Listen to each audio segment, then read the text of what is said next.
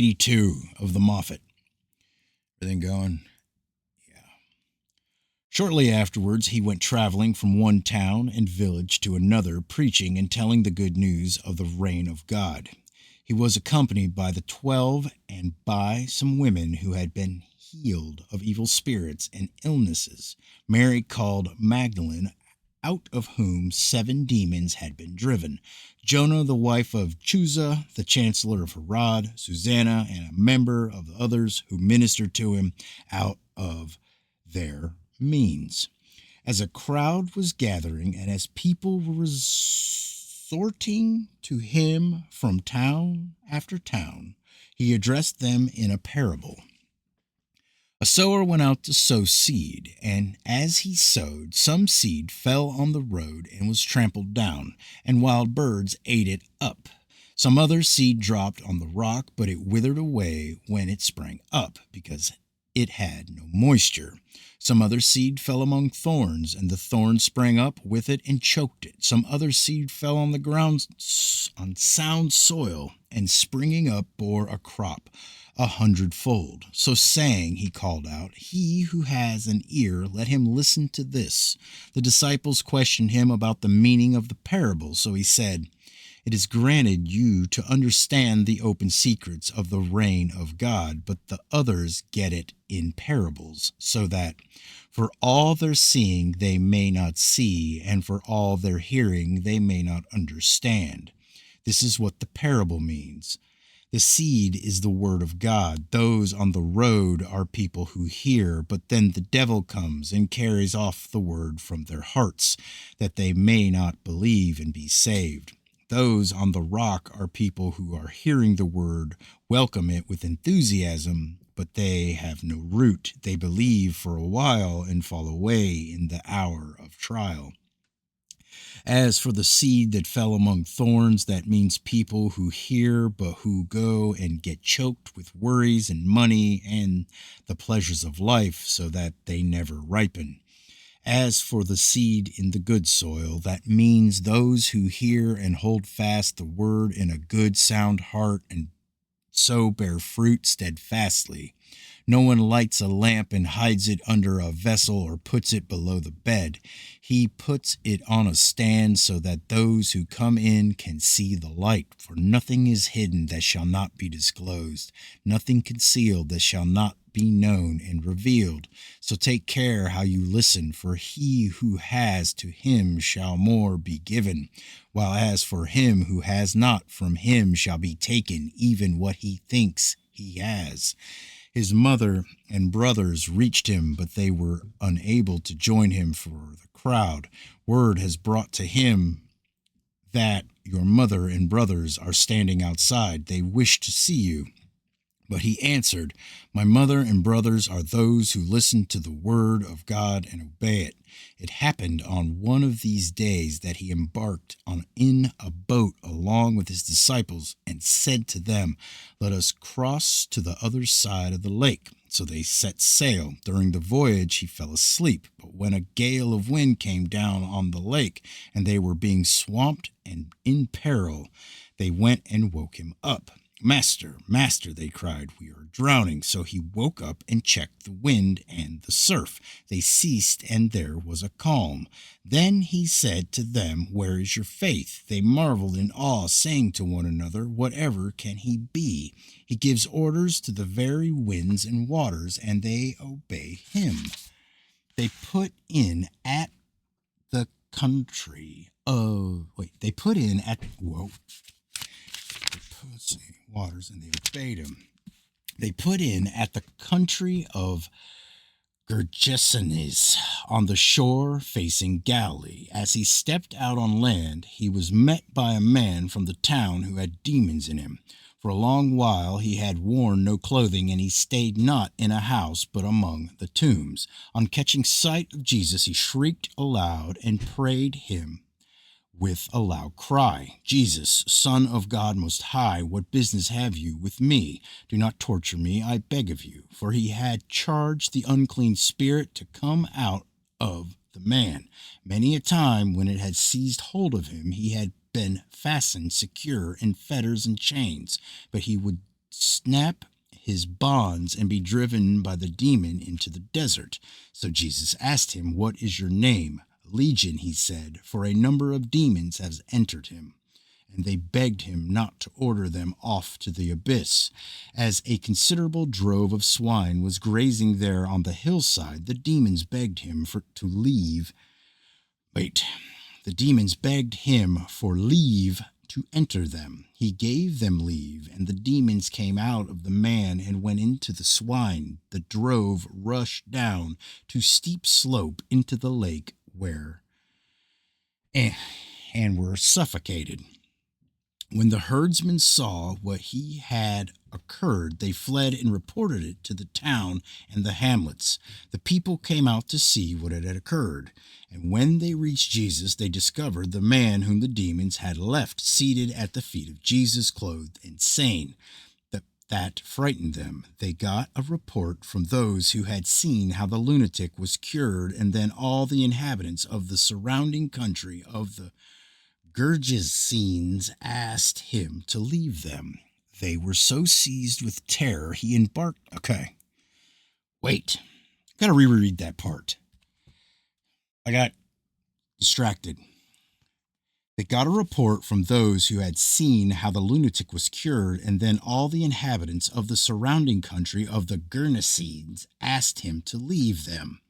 They were so seized with terror. He embarked in the boat and went back. The man whom the demons had left begged that he might accompany him. Jesus, however, sent him away, saying, "Go home and describe all that God has done for you." So he went off to proclaim through the whole town all that Jesus had done for him.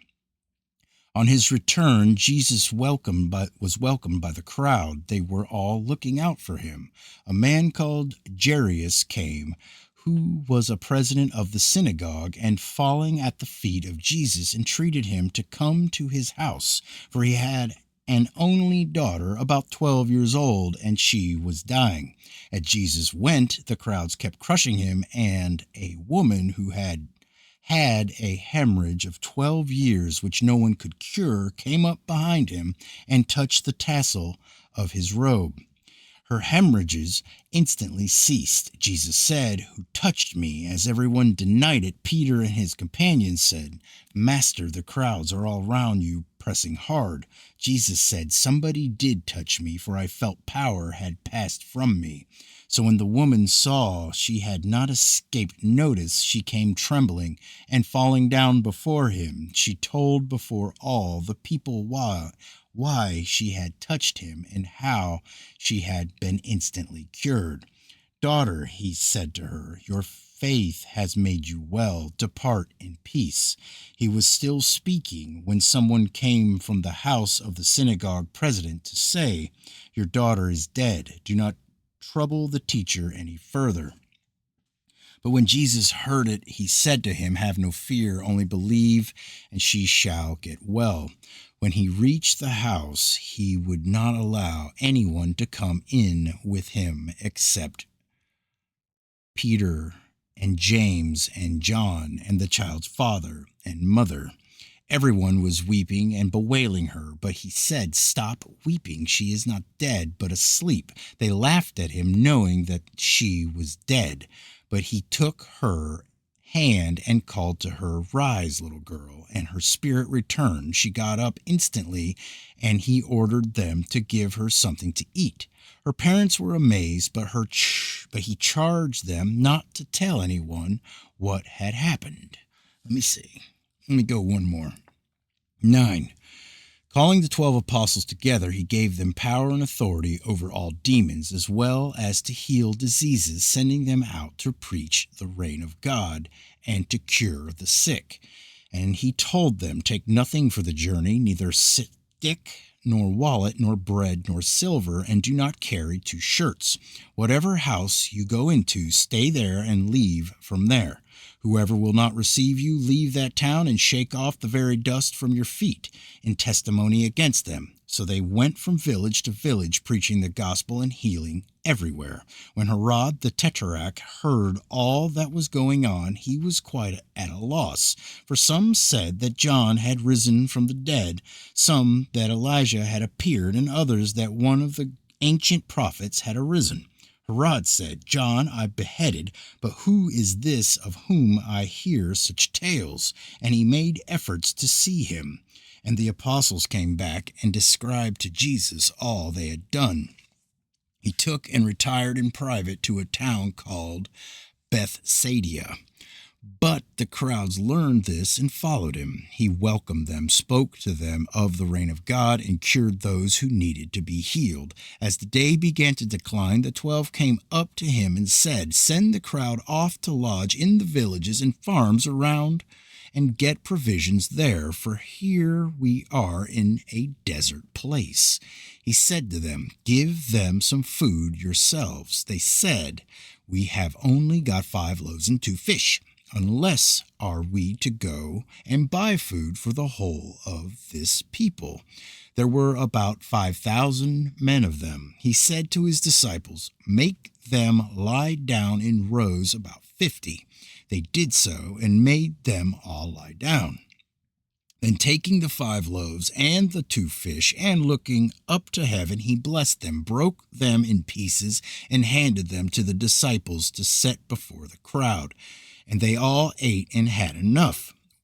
What they had left over was picked up 12 baskets full of fragments. Now it happened that while he was praying by himself, his disciples were beside him. So he inquired of them, "Who do the crowd say that I am?" They replied, "John the Baptist, though some say Elijah, and some say that one of the ancient prophets has arisen." He said to them, "And who do you say that I am?" Peter replied, "The Christ of God." Then he forbade them strictly to tell this to anyone. "The Son of Man," he said, "has to endure great suffering, to be rejected by the elders and high priests and scribes, to be killed, and on the 3rd day to be raised." He said to all, "If anyone wishes to come after me, let him deny himself and take up his cross day after day, and so follow me. For whoever wants to save his life will lose it, and whoever loses his life for my sake will save it. The profit will it be for a man to gain the whole world and lose or forfeit himself? For whoever is ashamed of me and my words, of him will the Son of Man be ashamed when he comes in his glory and in the glory of the Father and of the holy angels. I tell you plainly, there are some of those standing here who will not taste death till they see the reign of God." It was about 8 days after he said this when he took Peter, John, and James and went up the hillside to pray. While he was praying, the appearance of his face altered and his dress turned dazzling white. There 2 men were conversing with him, Moses and Elijah, who appeared in a vision of glory, telling how he must go through with his death and departure at Jerusalem. Now Peter and his companions had been overpowered with sleep, but on waking up they saw his glory and the 2 men who were standing beside him. When they were parting from him, Peter said to James, "Jesus, Master, it is a good thing we are here. Let us put up 3 tents, one for you, one for Moses, and one for Elijah," not knowing what he was saying. As he spoke, a cloud came and overshadowed them. They were awestruck as they passed into the cloud, but a voice came from the cloud. "This is my son." Give me a second. Stupid thing. "This is my son, my chosen one. Listen to him." When the voice ceased, they found themselves alone with Jesus. In those days, they kept silence, telling nobody anything of what they had seen. Next day, when they came down the hill, a large crowd met him. "Teacher," shouted a man from the crowd, "look at my son, I beg of you, for he is my only boy, and a spirit gets a hold of him till he suddenly shrieks. It convulses him till he foams. Indeed, it will hardly leave off tearing him to pieces. I begged your disciples to cast it out, but they could not. Jesus answered, O faithless and perverse generation, how long must I still be with you and bear with you? Fetch your son here. Before the boy could reach Jesus, the demon dashed him down and convulsed him. But Jesus checked the unclean spirit, cured the boy, and handed him back to his father. All were astounded at this grand display of God. But while everyone marveled at all he did, he said to his disciples, Let these words sink into your ears. The Son of Man is to be betrayed into the hands of men. Yet they did not understand this saying. Indeed, it was kept a secret from them to prevent them from fathoming it. And they were afraid to ask him about this saying. A dispute arose among them as to which of them was the greatest. Jesus knew the dispute that occupied their minds, so he took a hold of a little child and set it by his side. Then he said to them, Whoever receives this little child in my name receives me, and whoever receives me receives him who sent me. For it is the lowliest of you all who is great. John said to him, Master, we saw a man casting out demons in your name, but we stopped him because he is not a follower of ours. Jesus said to him, Do not stop him, do not stop him. He who is not against you is for you. At the time for his assumption was now due, he set his face for the journey to Jerusalem. He sent messengers in front of him. They went and entered a Samaritan village to make preparations for him. But the people would not receive him because his face was turned into the direction of Jerusalem. So when the disciples James and John saw this, they said, Lord, will you have us bid fire come down from heaven and consume them? But he turned and checked them. Then he journeyed to another village, and as they journeyed along the road, a man said to him, I will follow you anywhere. Jesus said to him, Foxes have holes while birds have nests, but the Son of Man has nowhere to lay his head. He said to another man, Follow me. But he said, Let me go and bury my father first of all. Jesus said to him, Leave the dead to bury their own dead. You go and spread the news of the reign of God. Another man also said to him, I will follow you, Lord, but let me first say goodbye to my people at home. Jesus said to him, No one is any use to the reign of God who puts his hand to the plow and then looks behind him. It's the end of it. That's it.